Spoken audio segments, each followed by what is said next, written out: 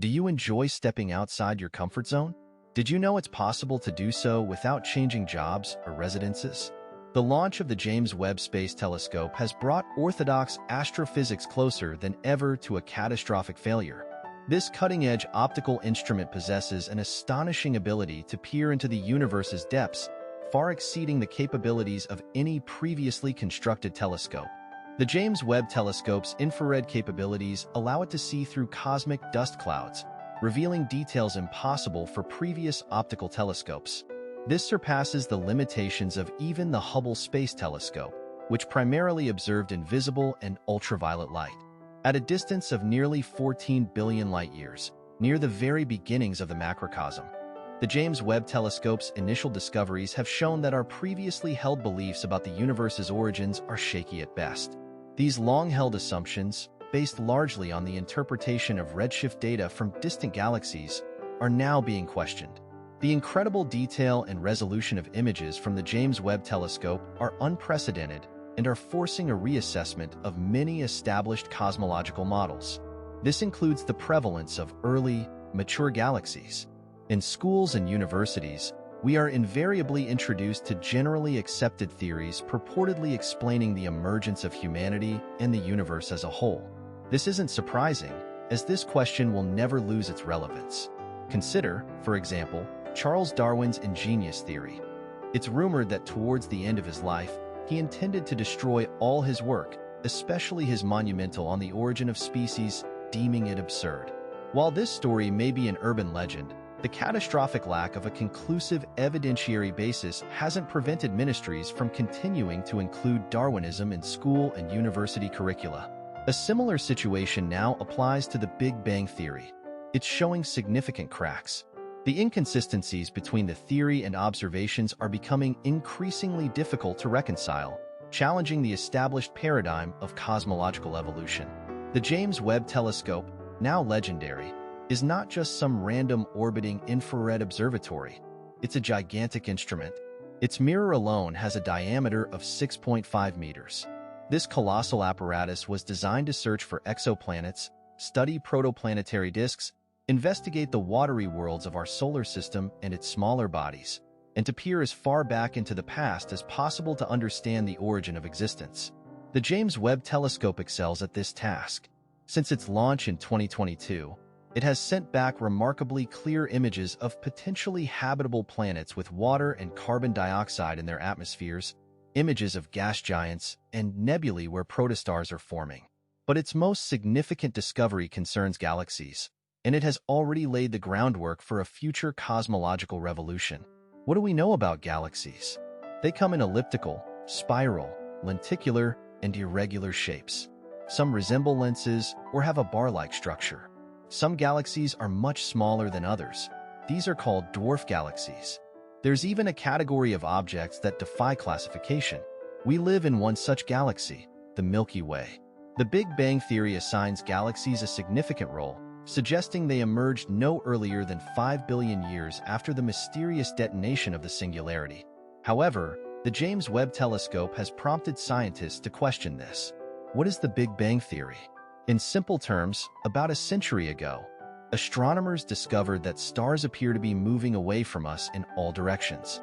Through indirect calculations, scientists concluded that around 14 billion years ago, an enormous explosion originated from an infinitely small, incandescent point, a singularity. As a result, matter began to expand uncontrollably, forming the first stars, primarily composed of hydrogen and helium. Over millennia, these stars gradually exploded, filling space with heavy metals produced through nuclear fusion. These metals, in turn, formed new generations of stars. These stars then clustered together into galaxies, all accompanied by the continuous expansion of space. This prolonged scenario was later dubbed the Big Bang Theory. But is it correct? Everything in the universe evolves. Stars, as mentioned earlier, have a life cycle, but galaxies too exhibit well-defined developmental stages. According to Big Bang theorists, galaxies couldn't have formed in the first billion years after the universe's appearance, let alone conglomerates of multiple formations.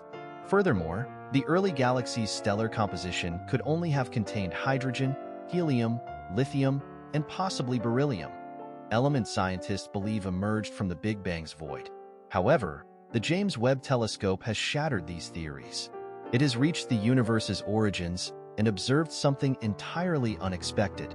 At a distance of over 13 billion light-years, scientists observed fully mature galaxies with high metallicity and a vast number of stars, something that simply shouldn't have been possible.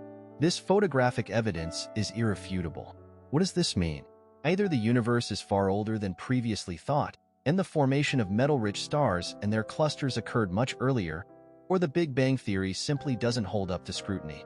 It implies that the entire time, we believed in a soap bubble. Further investigation is needed to verify these assertions and identify pioneer galaxies, spherical or elliptical in nature. The James Webb Telescope currently functions successfully as both a telescope and a time machine, a concept long dreamt of by science fiction writers. Its gaze extends ever further into the universe's depths in search of cosmological truth, seeking objects that have long ceased to exist. What will it find in this ancient darkness? The cosmos holds countless mysteries that defy our current understanding. Little is known about what astronauts aboard the International Space Station, or those who landed on the moon, have remained silent about. Perhaps they witnessed something that led to the indefinite suspension of lunar missions. This isn't about the Solaris effect and its vivid hallucinations, where the universe supposedly communicates with humans, but about more tangible events. Without disclosing unverified theories, let's just mention that some astronauts, after many years, reveal fragments of classified information. For example, in 1977, George Leonard published a book containing images of strange objects on the lunar surface. The author claimed the images were genuine and intentionally concealed by the American government. What were these objects? Ruins of ancient structures, possibly built by a long-lost civilization? Only in 1996 did NASA representatives hold a press conference on this topic, providing lengthy explanations to avoid a scandal. Let's return to the ancient galaxies and the James Webb's unusual findings. Astronomers and evolutionists are shocked by the telescope's findings. According to orthodox theory, it's impossible for the first galaxies to be filled with such a massive number of stars and elements from the entire periodic table. This mirrors the situation with the paleontological records supporting Darwin's theory. During excavations, archaeologists invariably find the bones of fully formed animals and birds. But where are the intermediate links and transitional forms, creatures that aren't clearly one species or another, visibly demonstrating the processes of evolution? There are very few, but this doesn't stop scientists. Extrapolating this to cosmology, the same applies to galaxies. The stages of stellar and galactic evolution remain, leaving astronomers utterly perplexed. Many question whether anything they've done correctly, or if everything previously considered true is merely fiction. It would seem that a global conference is needed to dismiss the Big Bang model as a theory that has failed, yet no one is planning this.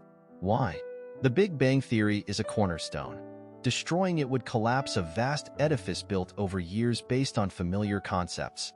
Therefore, scientists worldwide have chosen a different path. They plan to revise the algorithms of star formation and the evolutionary processes generating galaxies. Following the clear evidence provided by the James Webb Telescope, creationists have become more active, replacing evolutionists. This religious and philosophical school of thought firmly believes that the universe and everything in it arose through an act of creation, in simpler terms, created by a higher intelligence, known by various names. But what are the pillars supporting the Big Bang idea? First, there's the singularity, about which even quantum physicists have a rather vague understanding. How can one possibly imagine, let alone describe, an object of infinite density and temperature? On the one hand, it seems logical that an explosion must have an epicenter. However, note one peculiarity. If you observe galaxies from Earth's surface or orbit, they recede from Earth in all directions. This would mean our planet is the center of the universe, the location of the singularity. But that's absurd. If you were on another planet, you'd see the same thing. Galaxies receding from you in all directions. What does this mean in practice? If the Big Bang occurred, it likely didn't happen at a specific point. Space itself expanded, literally every pixel of it. Professor Arild Cleef, an astrophysicist from the University of Oslo, believes that the region from which expansion began is called a point only for better understanding. It shouldn't be taken literally.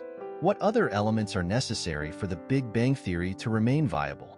Only two hypothetical things: dark energy and a particle called the inflaton. Both components also exist within the realm of theory and pseudoscientific fantasy. According to Big Bang proponents, the inflaton is responsible for the universe's rapid expansion microseconds after the epochal event. Some astrophysicists believe the inflaton is none other than the legendary Higgs boson, or the God particle, which was sought for years at CERN, one of the largest high-energy physics laboratories conducting nuclear research.